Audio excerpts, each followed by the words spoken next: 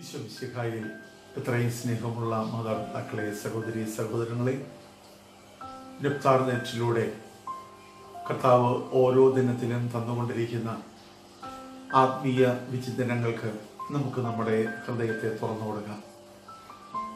ഈ നല്ല ദിവസം സഭ അനുസ്മരിക്കുന്ന വിശുദ്ധ വെഞ്ചസ്ലാവൂസ് ആണ്. വെഞ്ചസ്ലാവൂസ് എന്ന ഈ വിശുദ്ധൻ തന്റെ മാതാപിതാക്കൾക്ക്, അദ്ദേഹം ഒരു രാജാവായിരുന്നു. മാതാപിതാക്കൾക്ക് അവര് 2 മക്കളാണ്. അപ്പൻ നല്ല ഒരു ആധ്യാത്മിക വിചിന്തനമുള്ള മനുഷ്യൻ, എന്നാൽ അമ്മ ആധ്യാത്മികത ഇല്ല എന്ന് മാത്രമല്ല, പൈശാചികതയ്ക്ക് എപ്പോഴും പ്രാധാന്യം കൊടുത്തിരുന്ന ഒരു വ്യക്തി. എന്ന് പറഞ്ഞാൽ വിഗ്രഹാരാധനയും നിരീശ്വരവാദത്വ മേഖലകളും ഒക്കെയുണ്ട് ആ സ്ത്രീയില്. മൂത്ത മകനെ അവര് അപ്പന്റെ അമ്മയുടെ കരങ്ങളിൽ ഏൽപ്പിച്ചു. ആ അമ്മൂമ്മ ഒരു നല്ല വിശുദ്ധിയുള്ള സ്ത്രീയായിരുന്നു. അവര് ഈ പറയപ്പെട്ട മകനെ, ഈ വെഞ്ചസ്ലാവൂസിനെ നല്ല ആധ്യാത്മിക മൂല്യങ്ങൾ കൊടുത്ത് വളർത്തിക്കൊണ്ടുവന്നു. എന്നാൽ അപ്പന്റെ മരണത്തോടുകൂടി ഈ അമ്മ അധികാരത്തിലേക്ക് വരികയും തന്റെ പ്രിയപ്പെട്ട മകനെ ക്രൈസ്തവ വിശ്വാസത്തിന്റെ മേഖലയിലൂടെ നയിക്കുന്നു, അതിന് പ്രേരണ കൊടുക്കുന്നത്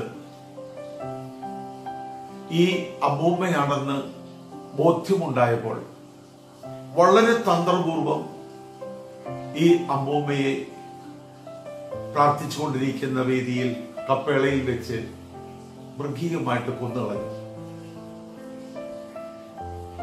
ഇത് വെഞ്ചസ്ലാവൂസ് അറിഞ്ഞു. പക്ഷേ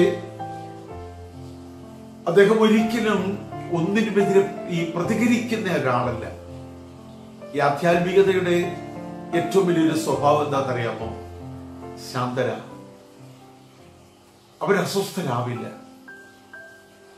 അതുകൊണ്ടാണ് കർത്താവ് തന്നെ പറഞ്ഞത്, അധ്വാനിക്കുന്നവരും ഭാരം വഹിക്കുന്നവരുമായവരെ നിങ്ങൾ എൻ്റെ അടുക്കൽ വാ, ഞാൻ നിങ്ങളെ ആശ്വസിപ്പിക്കാം.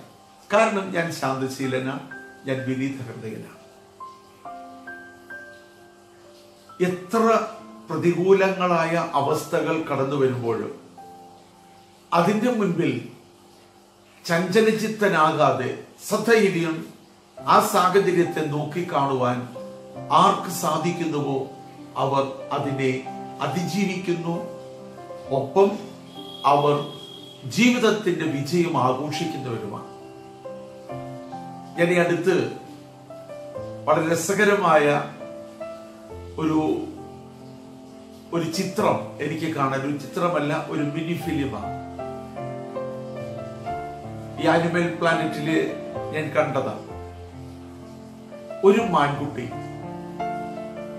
ഒരു കടുവ വേട്ടയാടാൻ വേണ്ടി വാഞ്ഞടുത്തോട്ട് വരുമ്പോൾ ഈ മാൻകുട്ടി ഈ കടുവയെ സസൂക്ഷ്മം വീക്ഷിച്ചുകൊണ്ട് ഒറ്റ നിപ്പാണ്, ഓടുന്നില്ല. കടിച്ചു കീറാനുള്ള ദാഹത്തോടുകൂടിയും പിടികൂടാനുള്ള വ്യഗ്രതയോടുകൂടിയും ഓടി വന്ന കടുവ സഡൻ ബ്രേക്കിട്ട് ഈ മാൻകുട്ടിയുടെ മുന്നിൽ വന്നങ്ങ് നിന്നു. മാൻകുട്ടിയെ പ്രകോപിപ്പിക്കാനുള്ള പലതും ഈ കടുവ ചെയ്യുന്നുണ്ട്. പക്ഷേ മാൻകുട്ടി ചുമ്മാ ഒരു എന്താ പറയണ്ടേ, അതിന്റെ അമ്മയുടെ അടുത്ത് നിൽക്കുന്ന പ്രതീതിയിൽ അതൊരു കുലുക്കമില്ലാതെ ഇങ്ങനെ നിൽക്കുകയാണ്. കടിച്ചു കീറി തിന്നാൻ വന്ന കടുവ ഈ മാൻകുട്ടിയുടെ മുൻപില് എന്തോ കണ്ടപ്പോൾ എനിക്ക് തോന്നി ഒരു വിര്യാന്വിതനായി നിൽക്കുന്ന അവസ്ഥ. ഇടയ്ക്കൊക്കെ പ്രകോപിപ്പിക്കാൻ നോക്കുന്നുണ്ട്, പക്ഷെ മാൻകുട്ടിക്ക് ഒരു കുലുക്കമില്ല. ഇതെന്നെ ഒത്തിരി ചിന്തിപ്പിച്ച കാര്യമാണ്. ജീവിതത്തിന്റെ പരിപരിത്ത മുഖങ്ങൾ അഭിമുഖീകരിക്കേണ്ടി വരുമ്പോൾ ചഞ്ചലചിത്തരായി നമ്മൾ നെട്ടോട്ടം ഓടും. നമ്മൾ ഓടുമ്പോൾ വീണ്ടും നമ്മളെ പ്രശ്നങ്ങൾ ഓടിച്ചുകൊണ്ടിരിക്കും. നമ്മൾ ഓടാതെ അവിടെ തന്നെ നിന്ന് ഈ പ്രശ്നങ്ങൾ നമ്മളെ വിട്ടുപോയിരിക്കും. അതുകൊണ്ടാണ് പ്രകോപിപ്പിക്കുന്ന അവസ്ഥകളും പ്രചോദിപ്പിക്കുന്ന സ്വാധീനങ്ങളും പ്രക്ഷുബ്ധതയുടെ അനുഭവങ്ങളും ഒക്കെ കടന്നു വരുമ്പോൾ അവിടെ ചഞ്ചലചിത്തരാകരുത്. ആ സെക്കൻഡുകൾക്ക് പിന്നിലും ദൈവത്തിന് വലിയൊരു ഇടപെടലുണ്ട്. ഈ വിശുദ്ധന്റെ സ്വഭാവവും ജീവിതവും അതാ. 907 ജനിച്ച് 938 മരിച്ചു. 31 വയസ്സ്. 18ാമത്തെ വയസ്സില് ആ വലിയ രാജ്യത്തെ അമ്മ രണ്ടാക്കി. അനുജനും ഒരു ഭാഗം കൊടുത്തു, ചേട്ടനും ഒരു ഭാഗം കൊടുത്തു. ചേട്ടൻ തന്റെ പ്രജകൾക്ക് വേണ്ടി, അദ്ദേഹത്തെ കുറിച്ച് ചരിത്രങ്ങളിൽ പഠിപ്പിക്കുന്നത് പാവപ്പെട്ടവർ, ദരിദ്രർ, കഷ്ടത അനുഭവിക്കുന്നവർ, ഇവരെ തേടി അവരുടെ അരികിലെത്തി അവരോട് ക്രിസ്തുവിനെ കുറിച്ച് പറഞ്ഞ് ആശ്വാസം കൊടുക്കുന്ന ഒരു രാജാവ്. വിറകില്ലാത്ത വീട്ടിൽ തലയിൽ വിറക് ചുമന്നുകൊണ്ട് കൊടുക്കുന്ന ഒരു രാജാവ് എന്നൊക്കെ പറഞ്ഞാൽ നമുക്കൊക്കെ അത് വിശ്വസിക്കാൻ ബുദ്ധിമുട്ടുള്ള കാര്യമാണ്. ഇന്ന് മറ്റുള്ളവർക്ക് വേണ്ടി എന്തെങ്കിലും ചെയ്യുവാൻ അവസരം ദൈവം നമുക്കൊക്കെ തരുന്നുണ്ട്. പക്ഷെ പലപ്പോഴും നമ്മൾ അതിനൊന്നും തയ്യാറില്ല. നമുക്കൊക്കെ കൈതനയാതെ വിശുദ്ധന്മാരും വിശുദ്ധകളും ആകണം, കഷ്ടപ്പെടാതെ. കർത്താവ് പറഞ്ഞാൽ അധ്വാനിക്കണം, അധ്വാനിച്ച് സമ്പാദിക്കാനാണ്. അതിനേക്കാളുപരിയായിട്ട് കർത്താവ് നമുക്ക് തന്നതെന്താ? നിന്റെ നെറ്റിയിലെ വേർപ്പുതുള്ളി കൊണ്ട് ഭക്ഷിക്കണമെന്നാണ്. പക്ഷെ നമ്മളൊക്കെ ഇന്ന് ഭക്ഷിക്കുന്നതോ മറ്റുള്ളവരുടെ വേർപ്പുതുള്ളികളാണ്. ഇനി അഥവാ നമ്മൾ ഭക്ഷിച്ചാലത്തെ അവസ്ഥ എന്താ? ഭക്ഷിച്ചു വിയർക്കുന്നവരുമാണ്. അല്ലാതെ വിയർപ്പിൽ നിന്നും സമ്പാദിച്ചത് കൊണ്ട് ഭക്ഷിക്കുന്നവരാണോ നമ്മൾ? അല്ല. ഇന്ന് ഈ കഴിഞ്ഞ ദിവസം ഞാൻ ഒരു സപ്ലിമെന്റിൽ കണ്ടു, ഏതാണ്ട് 10-40 ലക്ഷം രൂപ മുടക്കി ഒരു ദേവാലയം പണിതിട്ട് ആ ദേവാലയം പണിത കമ്മിറ്റിക്കാരുടെ ഫോട്ടോ, കൈക്കാരന്മാരുടെ ഫോട്ടോ, വികാരിച്ചന്റെ ഫോട്ടോ, കൊച്ചച്ഛന്റെ ഫോട്ടോ, ഇതൊക്കെ സപ്ലിമെന്റിലുണ്ട്. യഥാർത്ഥത്തില് ഈ ദേവാലയത്തിന് വേണ്ടി 40 ലക്ഷം രൂപ മുടക്കി ആ 40 ലക്ഷം രൂപ ഉണ്ടാക്കാൻ രാപകലില്ലാതെ അധ്വാനിക്കുകയും കഷ്ടപ്പെടുകയും ചെയ്തവർ ഒക്കെ അപ്രസക്തരാണ്. അവരുടെ പണം കയ്യിൽ വന്നു കഴിഞ്ഞപ്പോൾ ആ പണമെടുത്ത് ചെലവഴിച്ച് ഇതുപോലെ ഒരു സൗധം സൃഷ്ടിച്ചപ്പോൾ ആ പണമെടുത്ത് ചെലവഴിച്ചവരൊക്കെ കേമന്മാരാണ്. ആ പണത്തിന് വേണ്ടി അധ്വാനിച്ചവർ അപ്രസക്തർ. അവർക്ക് വേണമെങ്കിൽ പള്ളി വെഞ്ചരിപ്പിന്റെ സമയമാകുമ്പോൾ ഒരു പോത്തിനെയൊക്കെ വെട്ടി അതിനു കൂടെ ഇച്ചിരി കപ്പയും കൂടെ വേവിച്ച് അത് കൊടുക്കും. അതോടുകൂടി അവരൊക്കെ തീർന്നു. ഞാൻ പറഞ്ഞു വന്നത്, ഈ അടുത്തല്ല കുറച്ച് നാളുകൾക്ക് മുൻപ് എൻ്റെ ഇടവകയിൽ ഉണ്ടായിരുന്ന ഒരച്ഛൻ എന്ന് പറഞ്ഞ് ഞാൻ ഈ ശുശ്രൂഷയിലേക്കൊക്കെ വരുമ്പോൾ കൊച്ചിനിക്കറും ഒക്കെ ഇട്ട് നടന്നിരുന്ന ഒരു കൊച്ച്, ഒത്തിരി പ്രാർത്ഥിക്കുന്ന ഒരു കുട്ടി. എല്ലാ ദിവസവും വിശുദ്ധ കുർബാനയിൽ അവൻ വരുന്നത് ഞാൻ കണ്ടിട്ടുണ്ട്. ആ കൊച്ചു വളർന്നു, വളരെ ശാന്തൻ, വളരെ സൗമ്യനാണ്. ആ കൊച്ച് വൈദികനായി തന്റെ ആത്മീയ ശുശ്രൂഷ മേഖലയിൽ ഫലമേൽപ്പിക്കപ്പെട്ടിരുന്നിടത്ത് കടന്നു ചെന്ന് അവിടെ ജനങ്ങളോട് ചേർന്ന് കല്ല് ചുമക്കും, മണ്ണ് ചുമക്കും, കഠിനാധ്വാനം അവരോട് കൂടെ നിന്ന് ചെയ്യും. വൈകിട്ട് ആൾക്കാരൊക്കെ പുതുപ്പണിയും കഴിഞ്ഞ് പോയി കഴിയുമ്പോൾ തിട്ടയിൽ മണ്ണ് അടുപ്പിച്ചിട്ട് ആ മണ്ണ് കോരി കൊട്ടയ്ക്കകത്തിട്ട് തിട്ടയ്ക്ക് താഴെ വന്ന് നിന്ന് ഈ തിട്ടയുടെ മുകളിൽ നിന്ന് മണ്ണെടുത്ത് തലയിൽ വെച്ച് ആ പള്ളിക്കകത്ത് മണ്ണിട്ട് ഫില്ല് ചെയ്യുന്ന ഒരു വൈദികൻ. അദ്ദേഹം ആ പള്ളിപണിയൊക്കെ തീർത്ത് ആ പള്ളിക്ക് വേണ്ടി ഒരു ആംബുലൻസ് അത് വാങ്ങാൻ വേണ്ടി വരുന്ന വഴിക്ക് ആക്സിഡന്റിലാണ് അദ്ദേഹം മരിക്കുന്നത്. എനിക്ക് അച്ഛനെ നന്നായിട്ട് അറിയാം. ഇന്ന് ഇതുപോലെ ഒത്തിരി വൈദികരുണ്ട്, ഒത്തിരി സന്യസ്തരുണ്ട്. ഞാൻ അധ്വാനിച്ചാൽ എനിക്കതിന്റെ ഫലം കിട്ടും എന്ന് ചിന്തിക്കുന്നവരുണ്ട്. ഇന്ന് കേവലം അധ്വാനം എന്തിന്റെ പേരിലാണ്, ഏത് തലത്തിലാണ്? ഇവൻ പിറക്കാതിരുന്നെങ്കിലെന്ന് യൂദാസിനെ നോക്കി കർത്താവ് മുഖത്തടിച്ചു പറഞ്ഞുവെങ്കിൽ തന്റെ വിളിക്കും തെരഞ്ഞെടുപ്പിനും യുക്തമല്ലാത്ത ജീവിതം നയിക്കുന്ന ഏതൊരു വ്യക്തിയും ആ വ്യക്തിയെ തന്റെ ആധ്യാത്മികതയുടെ കപട ആവരണം ധരിച്ച് ജീവിക്കുന്നവരെങ്കിൽ അതിനെയൊക്കെ ഒഴിവാക്കി വെക്കണം എന്നാണ് എന്റെ അഭിപ്രായം. ഇവിടെ വിശുദ്ധ വെഞ്ചസ്ലാവോസ് തന്റെ ജീവിതത്തിൽ താൻ ചെയ്തു, അതിന്റെ ഫലം കിട്ടി. അപ്പൊ ഈ വിശുദ്ധന്മാരെ കുറിച്ച് പഠിക്കുമ്പോൾ അവരൊക്കെ അധ്വാനിച്ചാണ് ഈ പദവി സ്വന്തമാക്കിയത്. അപ്പോൾ ജോൺ പോൾ രണ്ടാമൻ മാർപ്പാപ്പയുടെ ആ ഭൗതിക ശരീരം പുറത്തെടുക്കുമ്പോൾ കണ്ടത് അതുപോലിരിക്കുന്നു, ഒരു മാറ്റവും ഇല്ല. എത്ര വലിയ ദൈവാനുഭവം എന്ന് പറഞ്ഞാൽ സ്നേഹം ഒരിക്കലും അവസാനിക്കുന്നില്ല. പതിരേപ്പിയോ ഇന്നും ആ മുഖത്തേക്ക് നോക്കിയാൽ ജീവന്റെ തുടിപ്പ മുഖത്ത് കാണാൻ പറ്റും, അത്രയ്ക്ക് ചൈതന്യമാണ്. എന്നാൽ ഇന്ന് നമ്മളെ പലരുടെയും മുഖത്തേക്ക് നോക്കിയാൽ മരിച്ച് വർഷങ്ങൾ കഴിഞ്ഞ ഒരു മമ്മി അല്ലയോ, ഒരു പേക്കോലമാണ് നമ്മളൊക്കെ. മറ്റുള്ളവർക്കൊരു ആശ്വാസമാകാൻ, ഒരു നിഷ്കളങ്ക ഭാവത്തോടുകൂടി മറ്റുള്ളവർക്കൊരു സന്തോഷമാകാൻ, ഒരു സംതൃപ്തിയാകാൻ സാധിക്കുന്നുണ്ടോ? ഇല്ല.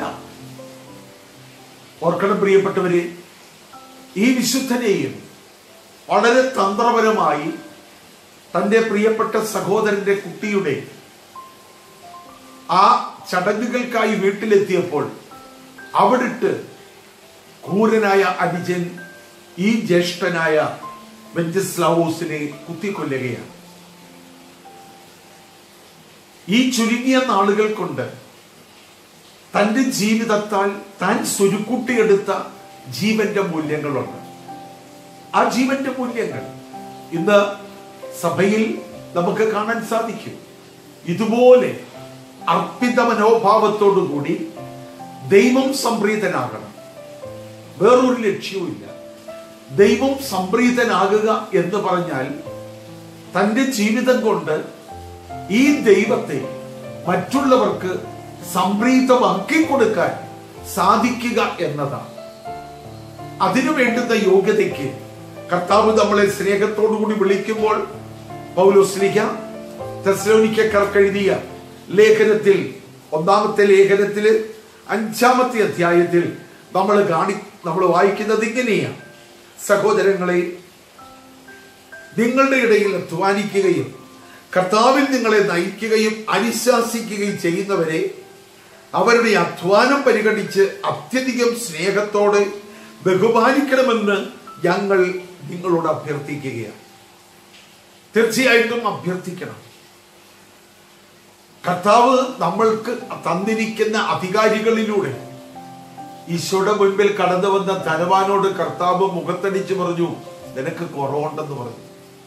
ഇവിടെ ദൈവവചനമാകുന്ന മുഖക്കണ്ണാടിയിൽ സ്വന്തം കുറവുകളെ കാണാനോ ആരെങ്കിലും കുറവുകൾ ചൂണ്ടിക്കാണിക്കാനോ തയ്യാറായാൽ ആ തയ്യാറാകുന്നവനെ ഇല്ലായ്മ ചെയ്യുക എന്നതാണ് ഈ കാലഘട്ടത്തിലെ ആധ്യാത്മികത. അവനെ പിന്നെ ഒരിക്കലും അനങ്ങാൻ സമ്മതിക്കുകയില്ല. എനിക്കെതിരെ ചോദ്യം ചെയ്തു എന്നതാണ്. അതുകൊണ്ട് തമ്പുരാനോട് പറയുന്നു, അവരെ ബഹുമാനിക്കണമെന്ന് ഞങ്ങൾ അഭ്യർത്ഥിക്കുന്നു. നിങ്ങൾ സമാധാനത്തിൽ കഴിയണം. എന്താണ് സമാധാനം? സമാധാനം പരിശുദ്ധാത്മാവാണ്. എന്റെ വിശുദ്ധി, ദൈവത്തിന്റെ പരിശുദ്ധി ഒന്നായി തീരുവാൻ ഞാൻ അനുവദിക്കുമ്പോൾ ദൈവത്തിന്റെ ആത്മാവ് എന്നിൽ വന്ന് നിറയും. എന്നിൽ ഉടലെടുക്കുന്ന ആത്മീയ അനുഭൂതിയെ വിളിക്കുന്ന പേരാണ് സമാധാനം. അത് കാശ് കൊടുത്താൽ കിട്ടില്ല, ലോകത്തിൽ എന്ത് സമ്പാദിച്ചാലും കിട്ടില്ല.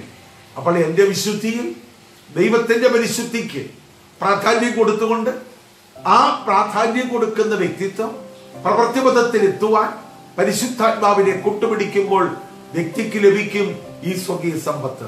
നിങ്ങൾ സമാധാനത്തിൽ കഴിയുന്നവരാകണം. സഹോദരങ്ങളെ, നിങ്ങളെ ഞങ്ങൾ ഉദ്ബോധിപ്പിക്കുന്നു.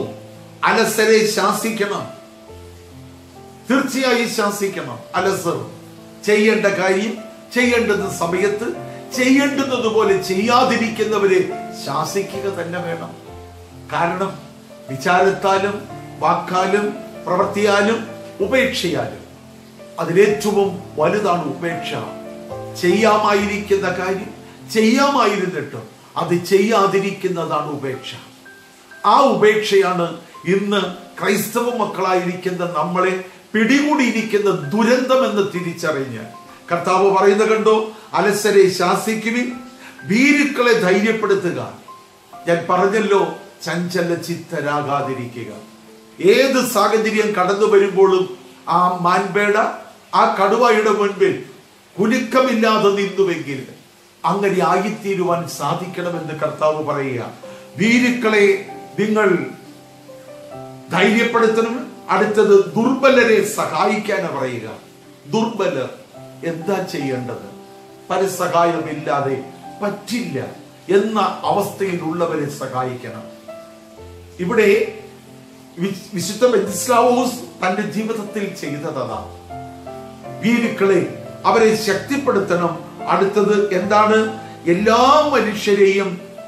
മനുഷ്യരോടും ക്ഷമാപൂർവം പെരുമാറണം എന്ന് പറഞ്ഞാൽ മറ്റുള്ളവരിൽ നിന്നും കടന്നു വരുന്ന ഏതെങ്കിലും തരത്തിലുള്ള നിർജീവത്വത്തിന്റെ മേഖലകൾ എന്നിലേക്ക് വരുമ്പോൾ ആ നിർജീവത്വത്തിന്റെ ഒരു തരംഗവും എന്നിൽ സ്വാധീനം പുലർത്താൻ സാധിക്കാത്ത ഒരവസ്ഥ എന്നിൽ ഉണ്ടാകുന്നതാണ് ക്ഷമയെന്ന് പറയുക. ക്ഷമ അത് ഇന്ന് നമ്മളിൽ ഇല്ലാത്തതാണ്. ക്ഷമിക്കണം എന്ന് പറയുമ്പോൾ ഇതുവല്ലതും നടക്കൂ എന്ന് ചോദിക്കും. നമ്മൾ ക്ഷമിക്കുക എന്ന് പറഞ്ഞാൽ അതിന്റെ അർത്ഥം ആ ക്ഷമിക്കപ്പെടേണ്ടുന്ന മേഖലകൾക്ക് നമ്മളിൽ സ്വാധീനമില്ലെന്ന് അതിന്റെ അർത്ഥം. അതുകൊണ്ട് എന്റെ വിശുദ്ധിക്ക് അഥവാ എന്നിലെ ദൈവസ്നേഹത്തിന് മങ്ങലേൽപ്പിച്ചുകൊണ്ട് എന്നിൽ സ്വാധീനം പുലർത്തുന്ന സ്നേഹശൂന്യതയുടെ ഏതെങ്കിലുമൊക്കെ മേഖലകൾ ഉണ്ടെങ്കിൽ ആ മേഖലകളെ എന്നിൽ നിന്നും അടർത്തിക്കളയുവാൻ പരിശുദ്ധാത്മാവ് എനിക്ക് നൽകുന്ന സമ്മാനമായ ക്ഷമ, ആ ക്ഷമയിൽ ഞാൻ ഭാഗമാക്കി മാറണം. കർത്താവ് ഇവിടെ നമ്മളോട് ആവശ്യപ്പെടുന്ന എല്ലാ മനുഷ്യരോടും ക്ഷമാപൂർവ്വം പെരുമാറുവിൻ, ആരും ആരോടും തിന്മയ്ക്ക് പകരം തിന്മ ചെയ്യാതിരിക്കാനും തമ്മിലും എല്ലാവരോടും സദാ നന്മ ചെയ്യുവാനും ശ്രദ്ധിക്കണം. നീ അത് ചെയ്താൽ നിനക്കതിന്റെ ഫലം കിട്ടും. വിശുദ്ധ വെൻസിസ്ലാവോസ് തന്റെ ജീവിതത്തിൽ അതാ ചെയ്തത്. തന്റെ അമ്മയുടെ ക്രൂരതയൊക്കെ അദ്ദേഹത്തിന് അറിയാം. തന്റെ അമ്മൂമ്മയെ കൊന്നതവരാണെന്നറിയാം. തന്റെ പ്രിയപ്പെട്ട അനുജനെ തെറ്റായ വഴിയിലൂടെ നയിക്കുന്നത് അമ്മയാണെന്നറിയാം. ഒരിക്കലും തിന്മയ്ക്ക് പകരം തിന്മയായിട്ടല്ല ഈ വിശുദ്ധൻ ഇറങ്ങിയതെങ്കിൽ പൗലോസ്ലീഹ വളരെ വ്യക്തമായിട്ടാണ് നമുക്ക് ഈ വചനഭാഗം പറഞ്ഞു തരിക. നമുക്കതുകൊണ്ട് നമ്മളുടെ വിമോചനം, നമ്മളുടെ സൗഖ്യം, നിത്യരക്ഷ ലക്ഷ്യം വെച്ച് ഒരു ജീവിതം നയിക്കുവാൻ നമുക്ക് ഈ ദിനത്തിൽ തീരുമാനമെടുക്കാം.